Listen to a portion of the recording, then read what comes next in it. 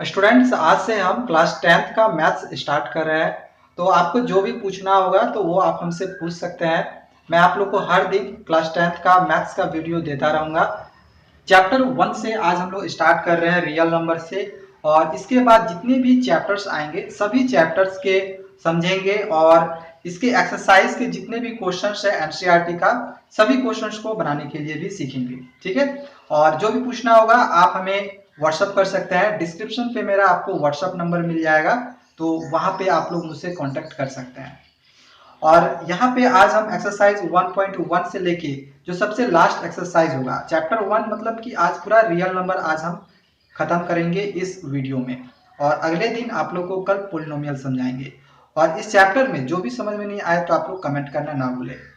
और अगर आपके पास किताब नहीं है तो किताब आप लोग को मैं पीडीएफ लिंक डिस्क्रिप्शन पे दे दूंगा, आप वहां पे जाके किताब को भी डाउनलोड कर सकते हैं।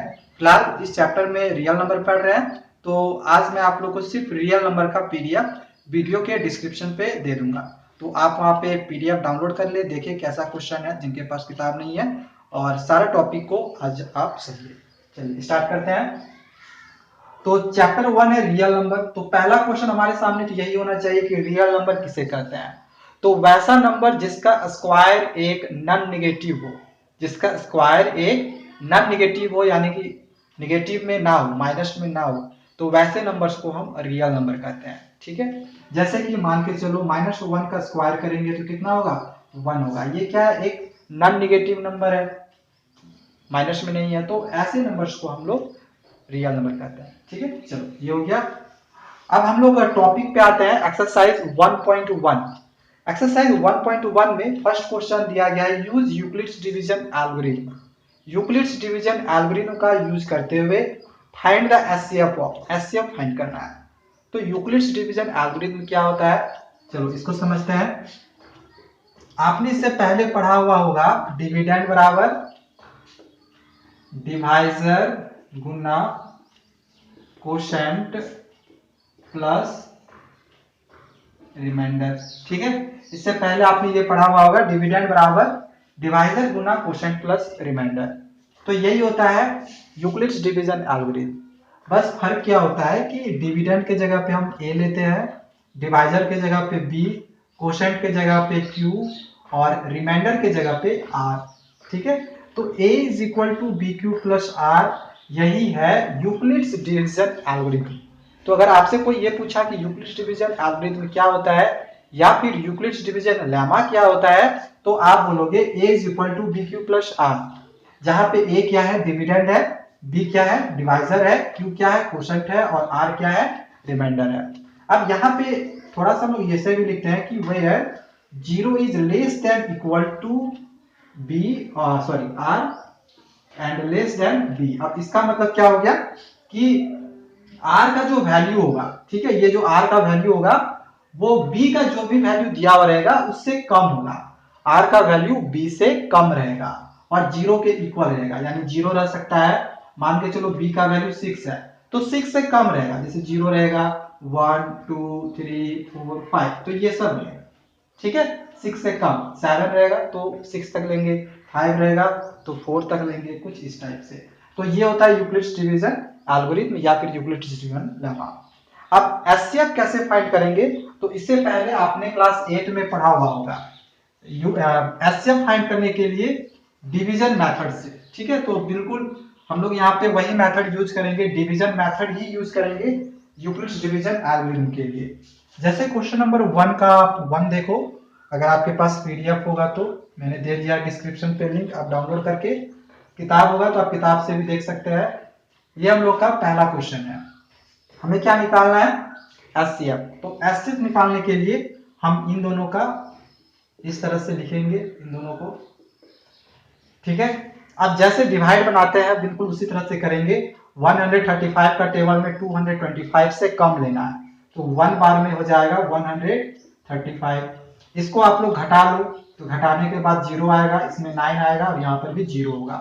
ठीक है, अब ये क्या हम लोग कर रहे हैं, एचसीएफ फाइंड कर रहे हैं, डिवाइड तो कर नहीं रहे। तो एचसीएफ फाइंड करने के लिए यहाँ पे ये जो नंबर होता है इसको हम यहाँ पे उतारते हैं। ठीक है, अब ये 90 का टेबल पढ़ना है, और 135 से कम आना चाहिए।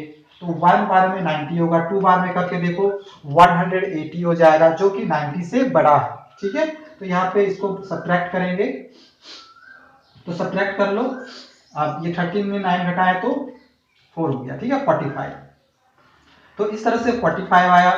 ऐसा कब तक करते रहना है, जब तक कि रिमाइंडर जीरो ना आ जाए, यानी कि नीचे जीरो ना आ जाए। अब फिर से ये 90 अब यहाँ पे लिखेंगे। अब 45 का टेबल में 2 बार में 90 आ जाएगा, देखो जीरो आ गया। तो जीरो आ जाने के बाद स्टॉप हो जाना है, जो एचसीएफ होगा ये होगा। एचसीएफ कितना निकल गया, तो 45 निकल गया। तो ये हम लोग का आंसर हो जाएगा। ओके, इसमें दो क्वेश्चन है, क्वेश्चन नंबर 2 और क्वेश्चन नंबर 3। तो ये आपका होमवर्क है, आप लोग इसको बना के देखो। क्वेश्चन नहीं बनता है कमेंट करें, इसके लिए आप लोग को वीडियो मिल जाएगी। ठीक है, मैं आप लोग को वीडियो बना के दे दूंगा। चलो आगे देखते हैं अगला क्वेश्चन को। तो इसके बाद आप अपनी किताब में क्वेश्चन देखो, और जिसके पास किताब नहीं है तो आप डाउनलोड कर किए होंगे अगर, तो उस क्वेश्चन को देख सकते हैं।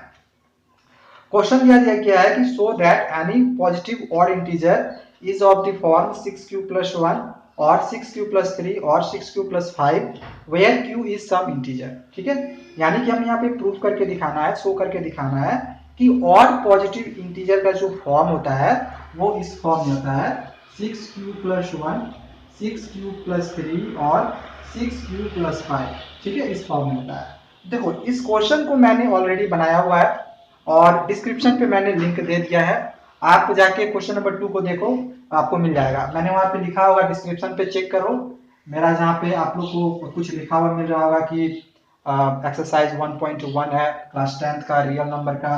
तो जब आप उस पर क्लिक करोगे तो क्लिक करने के बाद एक डिस्क्रिप्शन आप लोग का खुल जाएगा, उसमें मैंने एक्सरसाइज 1.1 लिखा हुआ है, क्वेश्चन नंबर 2 इस तरह से दिया हुआ है, पूरा क्वेश्चन भी मैंने लिखा हुआ है, और क्वेश्चन के नीचे पे एक लिंक दिया हुआ होगा जो कि आपको ब्लू कलर में दिख रहा होगा। ठीक है, तो उस लिंक पे आप लोग क्लिक करो, इसका सॉल्यूशन आप लोग को मिल जाएगा, आप वहां पे देख लो। ठीक है, क्वेश्चन नंबर 3 भी मैंने बताया हुआ है, क्वेश्चन नंबर 3 का भी इसी तरह से आप देखो, 3 भी उसी तरह से मिल जाएगा, 4, 5 भी मैंने बताया हुआ है। ठीक है, तो यहाँ से यहाँ तक सारे क्वेश्चन का लिंक मैंने डिस्क्रिप्शन पे दे रखा है, आप वहां पे क्लिक करके इन सभी का वीडियो देख सकते हैं। ठीक है, इसके बाद हम आगे आते हैं अगले एक्सरसाइज, जो कि एक्सरसाइज 1.2। ठीक है, तो 1.2 में अब हमें क्या करना है, तो देखो फर्स्ट क्वेश्चन दिया हुआ है, आप लोग देखो किताब, कि express each number as a product of its prime factor. अब प्राइम फैक्टर के टर्म में इसको करना है, यानी कि इसका क्या करना पड़ेगा,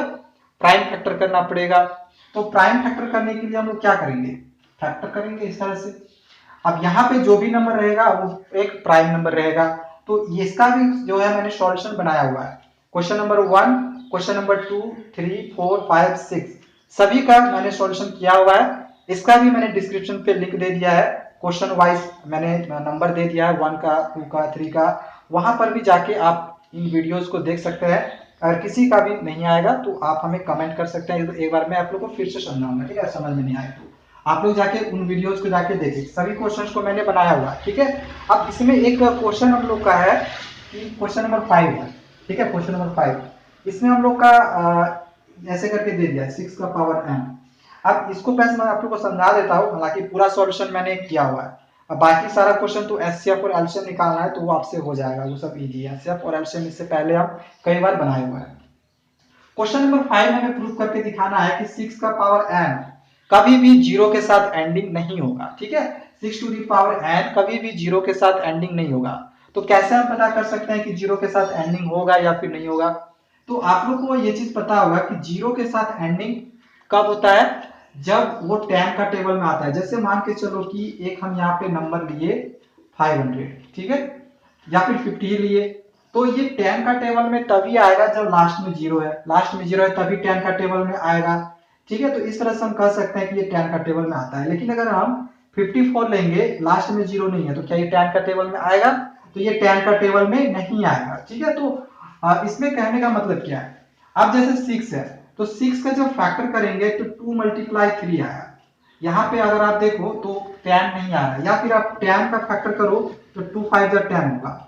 तो देखो दोनों में डिफरेंस क्या है, दोनों में डिफरेंस ये है कि जब 10 से कोई नंबर डिविजिबल होगा तो 2 और 5 दोनों से डिविजिबल होगा, अगर 10 से कोई नंबर डिविजिबल है तो 2 और 5 दोनों से डिविजिबल होगा। ओके, तो यहाँ पे अगर 6 में देखो तो 2 और 3 है, इसमें 5 नहीं है।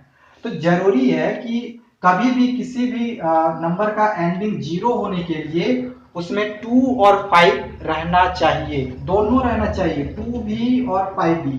अगर इन दोनों में से कोई भी एक नहीं है, कोई भी एक नहीं है, तो वो 0 के साथ एंडिंग कभी नहीं होगा। जैसे कि हम यहाँ पे देखें कि 6 का पावर n था, जब हम 6 का फैक्टर किए 2 और 3 है, 2 तो है बट 3 नहीं है, तो ये 0 के साथ एंडिंग कभी नहीं होगा। लेकिन मान के चलो इसी में अगर 5 हम लगा देते तो फिर ये 0 के साथ एंडिंग हो जाता। ओके, समझ में आ गया। चलो इसका पूरा सॉल्यूशन देखने के लिए आप लोग डिस्क्रिप्शन पे देख सकते हैं, मेरा पूरा पूरा का आप लोग को सॉल्यूशन करके दे दिया है। अब इसी में चलो आगे जो क्वेश्चंस है उसको देखते हैं।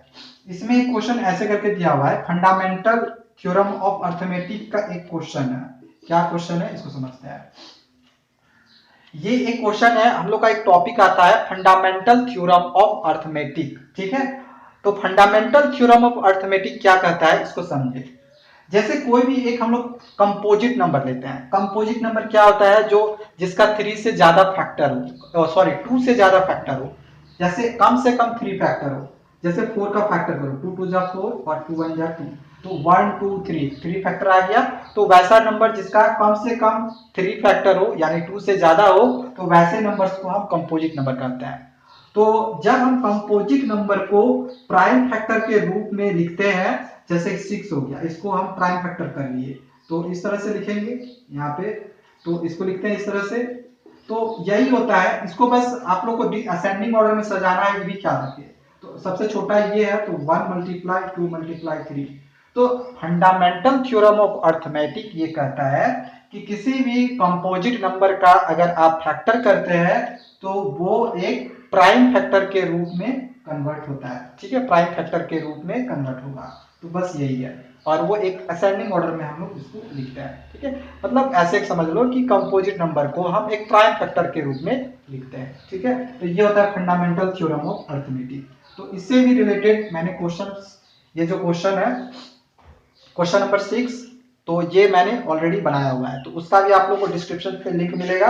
आप लोग जाके उस क्वेश्चन को एक बार चेक जरूर कर ले कि क्या किस तरह से हमने बनाया हुआ है।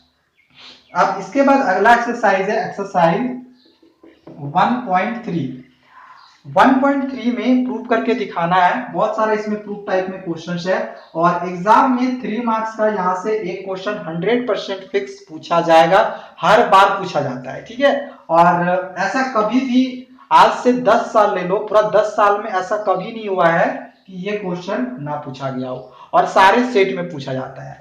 √5 की जगह पे √3 रह सकता है, √2 रह सकता है, लेकिन ज्यादातर बार में √5 ही पूछा गया है। तो 3 मार्क्स में आपका ये क्वेश्चन 100% फिक्स मिल जाएगा। तो इस क्वेश्चन का तैयारी आप लोग जरूर कर लिए।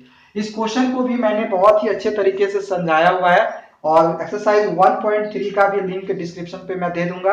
आप इस एक्सरसाइज के भी सभी क्वेश्चंस को बनाए समझे, ठीक है। इसका भी मैंने डिस्क्रिप्शन पे लिंक दे रखा है, आप जाके जरूर चेक कर ले। तो आपका एक्सरसाइज 1.3 कंप्लीट हो जाएगा, और इसके लिए कोई बेसिक रूल नहीं है, कोई टॉपिक नहीं है इस एक्सरसाइज के लिए, डायरेक्ट हमें प्रूव करना होगा, ठीक है। तो इसको आप लोग डायरेक्ट प्रूव करने के लिए सीखे, ये आपके लिए जो होगा बहुत ही इंपॉर्टेंट क्वेश्चन है, आपके एग्जाम में जरूर आएगा। चलो ये हो जाएगा आपका। एक्सरसाइज 1.4 के लिए एक टॉपिक हम लोग का आता है। एक्सरसाइज 1.4 के लिए एक टॉपिक हम लोग का बस ये है, यहाँ पे मैं अच्छे से समझा देता हूँ। पहला जो टॉपिक है वो है टर्मिनेटिंग डेसिमल, ठीक है। पहला टॉपिक है टर्मिनेटिंग डेसिमल, दूसरा टॉपिक है नॉन टर्मिनेटिंग, ठीक है, नॉन टर्मिनेटिंग डेसिमल, ठीक है। दूसरा टॉपिक नॉन टर्मिनेटिंग डेसिमल, और तीसरा टॉपिक है non terminating repeating, non terminating और रिपीटिंग भी होता है, ठीक है, डेसिमल। अब कभी कभी रिपीटिंग की जगह पे रिक्वेरिंग भी लगा देता है, ठीक है। तो रिपीटिंग और रिक्वेरिंग का मतलब सेम हो गया, रिक्वेरिंग या फिर रिपीटिंग। अब जैसे कि पहला समझते हैं कि टर्मिनेटिंग डेसिमल क्या होता है। फॉर एग्जाम्पल मान के चलो कि 2 से आप किसी भी नंबर को डिवाइड कर रहे हो, 2 को हम 9 से डिवाइड किए, तो 2 4 जा 8 होगा, इसको घटाएंगे तो 1 हो गया। ठीक है, तो पॉइंट हम यहाँ पे लगा के 0 लगा सकते हैं। अब 2 5 जा यहाँ पे हम 10 कर सकते हैं। ठीक है, कोई प्रॉब्लम नहीं है। तो देखो यहाँ पे रिमाइंडर 0 निकल गया। तो कभी भी रिमाइंडर 0 निकल जाए, चाहे वो पॉइंट के बाद ही क्यों ना हो, तो ऐसे डेसिमल एक्सपेंशन को हम टर्मिनेटिंग डेसिमल एक्सपेंशन कहते हैं। समझ में आ गया कि टर्मिनेटिंग डेसिमल एक्सपेंशन किसे कहेंगे? तो वैसा डेसिमल एक्सपेंशन जिसको डिवाइड करने पे, दो नंबर को डिवाइड करने पे वो एग्जैक्टली डिविजिबल हो जाए। ठीक है, मतलब पूरी रिमाइंडर जो है 0 आ जाए, तो वैसे डेसिमल एक्सपेंशन को हम टर्मिनेटिंग डेसिमल एक्सपेंशन कहते हैं। अब क्वेश्चन में आपका ये दिया हुआ है रहेगा, जैसे इस क्वेश्चन में आप देखो एक्सरसाइज 1.4 में विदाउट एक्चुअल डिवीजन, मतलब डिवाइड नहीं करना है, डिवाइड नहीं करना है, और इसके बाद बताना है कि क्या वो टर्मिनेटिंग है या फिर नहीं है। जैसे एक एग्जांपल लेते हैं हम, ये अब इसमें बिना डिवाइड किए हुए बताना है कि ये टर्मिनेटिंग है या फिर नहीं है, क्वेश्चन में दिया हुआ है। ठीक है, तो हम लोग अगर डिवाइड करके करते तो पता कर सकते थे कि ये टर्मिनेटिंग है या फिर नॉन टर्मिनेटिंग है। रिमाइंडर अगर आ जाता तो समझ जाते कि ये नॉन टर्मिनेटिंग है, और रिमाइंडर अगर 0 आ जाता कहीं पर भी तो हम लोग समझ जाते कि ये टर्मिनेटिंग है। तो यहाँ पे बिना डिवाइड किए हुए बताना है, तो बिना डिवाइड किए हुए कैसे पता करेंगे? इसके लिए एक रूल है, जो नीचे वाला जो नंबर रहेगा डिनोमिनेटर में, ध्यान रखना डिनोमिनेटर नीचे में जो नंबर रहेगा उसका फैक्टर करना है। इस तरह से फैक्टर कर लेना है, 2 4 जा 8, 2 2 जा 4। ध्यान रखना कि यहाँ पे जो हम लोग नंबर से फैक्टर करते हैं ये एक प्राइम नंबर होना चाहिए। प्राइम नंबर क्या क्या होता है? 2 होता है, 3 होता है, 5 होता है, 7 होता है, 11 होता है। तो यही सब नंबर से हम लोग फैक्टर करते हैं, दूसरा नंबर से कभी भी यहाँ पे फैक्टर नहीं करना है। ठीक है, अब देखो यहाँ पे 2 का पावर कितना हो गया? 2 का पावर 1 2 3 है, 2 का पावर कितना है? 3 है। ठीक है, तो अब पता करना है कि ये टर्मिनेटिंग है या फिर नॉन टर्मिनेटिंग है, या फिर नॉन टर्मिनेटिंग रिपीटिंग डेसिमल है। तो फैक्टर करके कैसे हम पता कर सकते हैं? तो जब भी 2 और 5 ये दोनों रहे, या फिर इसके आप ऐसे समझो 2 और 5 ऐसे समझना है, 2 और 5 के सिवा कोई दूसरा नंबर है, 2 और 5 के सिवा कोई दूसरा नंबर, जैसे 3। ठीक है, फैक्टर किए कहीं पर भी 3 आ गया तो वो नॉन टर्मिनेटिंग रिपीटिंग होगा। ये थर्ड वाला non terminating repeating, non terminating तो वो होगा ही, साथ ही वो एक रिपीटिंग डेसिमल भी होगा। यानी कि हम यहाँ पे दो भाग में अगर ले, एक टर्मिनेटिंग एक नॉन टर्मिनेटिंग, तो ये एक नॉन टर्मिनेटिंग डेसिमल एक्सपेंशन होगा क्योंकि इसमें 3 आ गया। अगर इसमें देखो तो सिर्फ 2 है, ठीक है, सिर्फ 2 है, तो ये टर्मिनेटिंग डेसिमल होगा। अगर मान के चलो इसी में अगर क्वेश्चन रहता 10, मान के चलो 10 रहता तो 10 का फैक्टर करते तो 2 5 जा 10 हो जाता। तो देखो इसमें कितना फैक्टर आया? 2 और 5।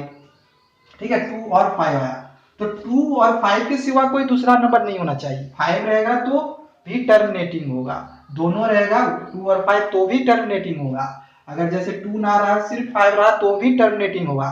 नॉन टर्मिनेटिंग कब रहेगा? जब इसी में एक क्वेश्चन हम ऐसे ले लेते हैं 21, तो कितना हो जाएगा? 3 7 जा 21।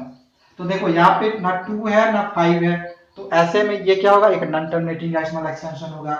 या फिर आप एक इसको ले लो 3 10 जा 30, 2 5 जा 10। अब इसमें देखो 2 भी है 5 भी है, लेकिन इसमें 3 आ गया तो ये भी नॉन टर्मिनेटिंग होगा क्योंकि 2 और 5 के सिवा दूसरा नंबर नहीं आना चाहिए। तो समझ में आ गया होगा कि terminating non terminating decimal expansion किसे कहेंगे?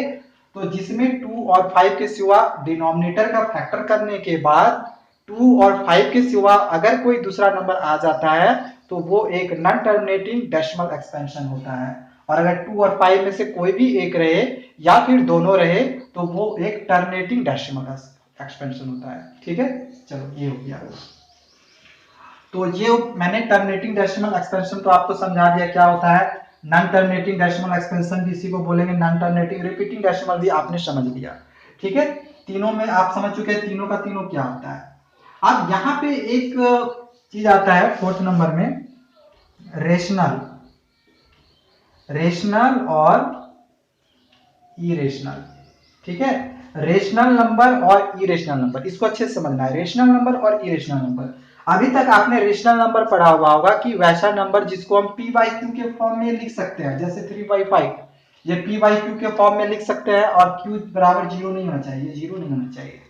लेकिन अगर आपको बोला जाए कि डेसिमल एक्सपेंशन के टर्म में अगर आप बताओ कि रेशनल नंबर किसे कहता है, डेसिमल एक्सपेंशन, डेसिमल के फॉर्म में बताना है कि रेशनल नंबर किसको कहेंगे, तो क्या कहेंगे, तो वैसा नंबर जो टर्मिनेटिंग होगा और नॉन टर्मिनेटिंग रिपीटिंग होगा। ठीक है, ये दोनों रहेगा, एक टर्मिनेटिंग डेसिमल और नॉन टर्मिनेटिंग रिपीटिंग डेसिमल। तो वैसे डेसिमल एक्सपेंशन को हम रेशनल नंबर कहेंगे। ठीक है, और इरेशनल नंबर किसको कहेंगे, तो वैसा डेसिमल एक्सपेंशन जो कि नॉन टर्मिनेटिंग होगा, जो कि सिर्फ नॉन टर्मिनेटिंग होगा। क्लियर हो गया, रेशनल नंबर जो कि टर्मिनेटिंग और नॉन टर्मिनेटिंग रिपीटिंग या फिर नॉन टर्मिनेटिंग रिक्वेरिंग होगा, और इरेशनल नंबर जो कि सिर्फ नॉन टर्मिनेटिंग ही रहेगा। अब एग्जांपल लेते हैं, जैसे कि आपका यहाँ पे क्वेश्चन होगा, एक क्वेश्चन है, मान के चलो 43.1235 ऐसे लीजिए। अब ये वाला बताना है कि ये टर्मिनेटिंग है या फिर नॉन टर्मिनेटिंग डेसिमल एक्सपेंशन है। ठीक है, तो पॉइंट के बाद आप देखो, तो अगर ऐसे डॉट डॉट लगा दे तो समझना कि ये नॉन टर्मिनेटिंग है। ठीक है, तो ये यहाँ पे कुछ नहीं है, तो ये आपका टर्मिनेटिंग डेसिमल होगा। ओके, अगर इसी में अगर इस तरह से बार लगा दे तो इसका मतलब है कि ये रिपीटिंग है, यानी फिर से 1 2 5 5 फिर होगा, फिर से 1 2 5 5 फिर होगा। ठीक है, तो ये बार का लगाने का मतलब है कि यहां से यहां तक का जो नंबर है वो रिपीट हो रहा है। ठीक है, बार बार वो लिखाएगा, तो ऐसे नंबर को हम लोग नॉन टर्मिनेटिंग बोलेंगे, और रिपीट हो रहा है इस वजह से हम non terminating repeating decimal expansion कहेंगे। अब समझ में आ गया। अगर इसी में क्वेश्चन ऐसे रहे 1 2 5 5 3 4 1 2 7, तो देखो ना रिपीट हो रहा है और ऐसे ऐसे डॉट डॉट लगाना। ठीक है, तो इसमें क्या है कि फिर से लिखते हैं 1 2 5 5 है, फिर या 4 है 1 है और ऐसे ऐसे डॉट डॉट। अब इसमें देखो डॉट लग गया, डॉट लगने का मतलब क्या है कि ये नॉन टर्मिनेटिंग है, रिपीटिंग नहीं होगा, सिर्फ नॉन टर्मिनेटिंग होगा। ठीक है, रिपीटिंग कब होगा, जब कोई नंबर रिपीट कर रहा है, जैसे 4 4 4 4 रिपीट कर रहा या फिर 5 4 5 4 5 4 ऐसे रिपीट कर रहा, तो वैसे नंबर को रिपीटिंग बोलेंगे। अब यहाँ पे कुछ भी रिपीट हो नहीं रहा है, 1 2 या 5 5 फिर 4 1, फिर मान के चलो कोई दूसरा नंबर आया, तो वो बढ़ते जाना है, तो ऐसे नंबर को हम लोग क्या बोलेंगे, सिर्फ नॉन टर्मिनेटिंग। और नॉन टर्मिनेटिंग जब होता है तो यहाँ पे आप लोग समझेंगे रेशनल और इरेशनल नंबर के बारे में।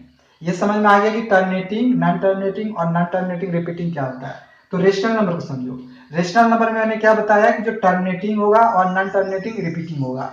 अब यहाँ पे ये जो क्वेश्चन ये क्या है, नॉन टर्मिनेटिंग है, तो जब नॉन टर्मिनेटिंग डेसिमल एक्सपेंशन होगा तो वो क्या होगा, इरेशनल नंबर। तो अगर आपसे क्वेश्चन अब ये पूछा जाए कि ये रेशनल है या फिर इरेशनल नंबर है, ये रेशनल है या फिर इरेशनल नंबर है, तो कैसे पता करेंगे, तो पता करने के लिए हम लोग क्या करेंगे, देखेंगे कि ये टर्मिनेटिंग है या फिर नॉन टर्मिनेटिंग है। देख रहे हैं कि ये नॉन टर्मिनेटिंग है तो ये क्या होगा, इरेशनल नंबर होगा, तो ये इरेशनल नंबर है। ठीक है, इसी में एक एग्जांपल और लेते हैं, आपकी किताब में क्वेश्चंस है, ठीक है, ध्यान रखना। एक क्वेश्चन हम ये ले लेते हैं, अब बताना है कि ये रेशनल है या फिर इरेशनल नंबर है। तो यहाँ देखो ये जो बार लगा दिए इसका मतलब क्या है, 5 6 5 6 रिपीट हो रहा है, तो रिपीट हो रहा है तो रिपीटिंग के लिए अभी हम क्या बताए, रिपीटिंग के लिए बताए कि वो क्या होगा, रेशनल होगा। यानी जो रेशनल नंबर होगा वो नॉन टर्मिनेटिंग रिपीटिंग भी होगा और टर्मिनेटिंग भी होगा, और ये सिर्फ जो है ये वाला ये सिर्फ और सिर्फ इरेशनल नंबर होगा। ठीक है, ये सिर्फ इरेशनल नंबर। ठीक है, अब जैसे कि एक क्वेश्चन और हम लेते हैं, आपके किताब से ही मैं क्वेश्चन ले रहा हूं। एक क्वेश्चन दिया हुआ है 43.12345678 इस तरह से, यहाँ बार लगा दिया। बार लगाने का मतलब क्या है, फिर से 1 2 3 4 5 6 7 8 9 फिर से रिपीट हो रहा है, तो ये रिपीट हो रहा है, रिपीट के लिए अभी हम क्या देखें कि वो रेशनल होगा। ठीक है, रिपीट के लिए क्या देखें कि वो रेशनल नंबर होगा। तो बस इतना ही ध्यान रखना है कि वैसा नंबर जो कि रिपीट होगा या फिर टर्मिनेट पूरी तरह से टर्मिनेट हो जाएगा, तो वैसे नंबर को हम रेशनल बोलते हैं, और इरेशनल नंबर जो कि नॉन टर्मिनेटिंग होगा। ठीक है, और ये रिपीटिंग नहीं होगा। तो आज हमने एक्सरसाइज को, इस एक्सरसाइज को जो है पूरा कंप्लीट कर लिया है। अगला जो एक्सरसाइज है वो चैप्टर है वो पोलिनोमियल है। ठीक है, तो पोलिनोमियल को हम अगले दिन पढ़ेंगे, और इसका भी, इस एक्सरसाइज का भी सभी क्वेश्चंस को मैंने बनाया हुआ है, डिस्क्रिप्शन पे लिंक मिल जाएगा। सभी क्वेश्चंस को जाके बनाए, प्रैक्टिस करें। कुछ समझ में नहीं आए कमेंट करें। आगे के चैप्टर से अगर कुछ पूछना होगा तो आप फोटो क्लिक करके मुझे भेज सकते हैं। आप लोग को पूरा चैप्टर में करवाऊंगा, जितना भी इस किताब में क्वेश्चंस है सभी चैप्टर को करवाऊंगा।